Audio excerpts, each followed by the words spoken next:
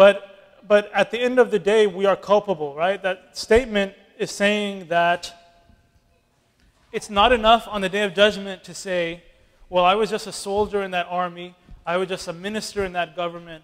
I was just one of the cogs in the greater wheel. Allah says, no, you had a ruh, you had a soul.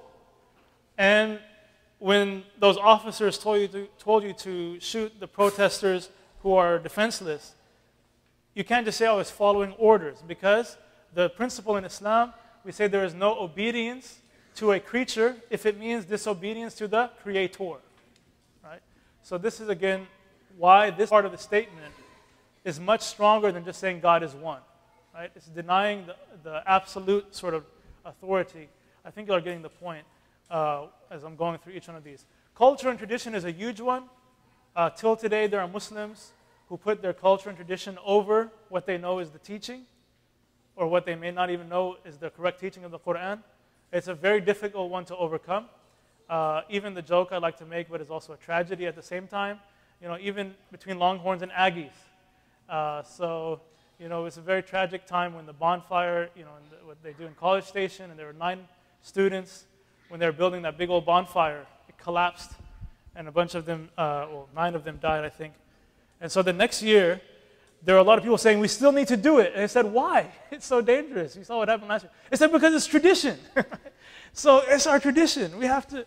So this is actually one of the biggest ones to overcome. And that's actually what Abraham, peace upon him, was dealing with, in a sense, all of these. Especially the culture and tradition mixed with religion is very hard to overcome. And that's why it's pretty revolutionary that in the space of 23 years, Prophet Muhammad, peace upon him, which we'll talk about next week, unified all of Arabia under this creed of saying, La ilaha, that there's no God, illa Allah. Again, Allah, this is the term where people, they get all nervous about. Allah is not some sort of foreign, alien kind of concept of God, or, oh, that's the God of the Arabs, right? Not the God of the Arabs, right?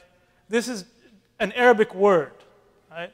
A lot of explanation that the Muslims try to give, they say if you have an Arab Christian, when he speaks, he will use the word Allah when he talks about God. It doesn't mean, oh, that's the God of the Muslims and this is God. It's just the language itself.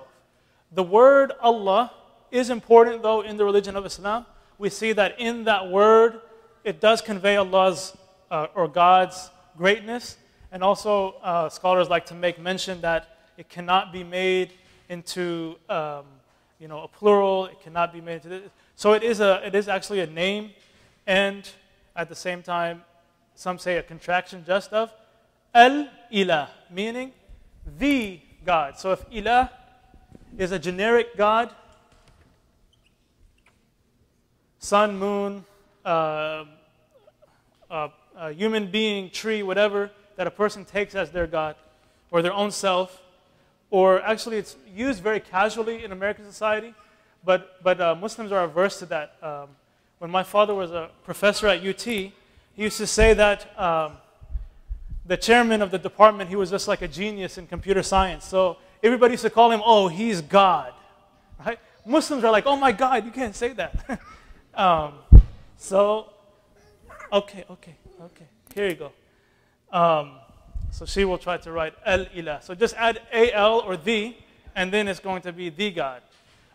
So I wanted to make the emphasis that we don't think of Allah in a tribalistic way or an ethnic way, definitely not in a provincial way.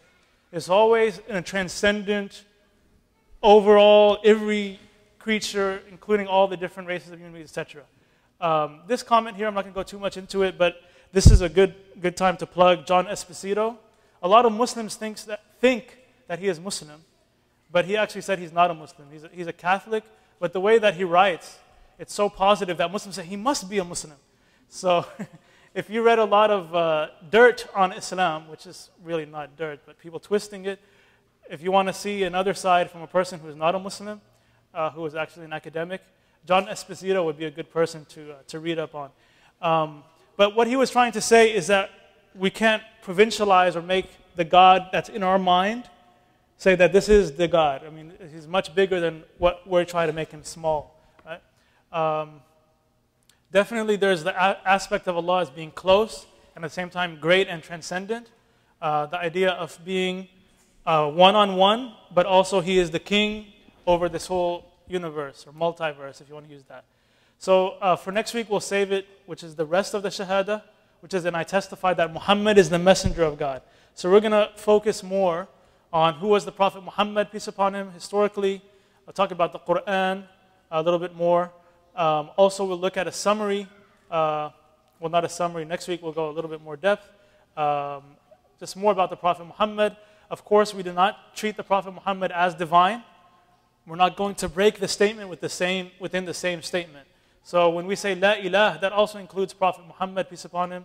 It includes Jesus, peace upon him. It includes Moses, peace upon him.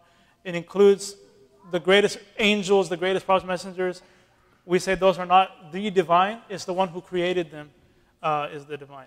So Prophet Muhammad, peace upon him, we definitely honor him. We cherish him. We follow him. We love him. But we never worship him. And he is the last messenger. We're going to talk about that next week. So finally, with this slide, I just found it interesting that thank you. Was he writing on the walls this time? Okay. I'm going to hire Brother Clay, $5 an hour. Okay. Okay. He's telling me to conclude. So it started with I, and it ended with Allah. All right? So think about that. Okay. Thank you for your time, and have a good evening. And drive safe. Subhanakallah, alhamdulillah, astaghfiruka wa atubu.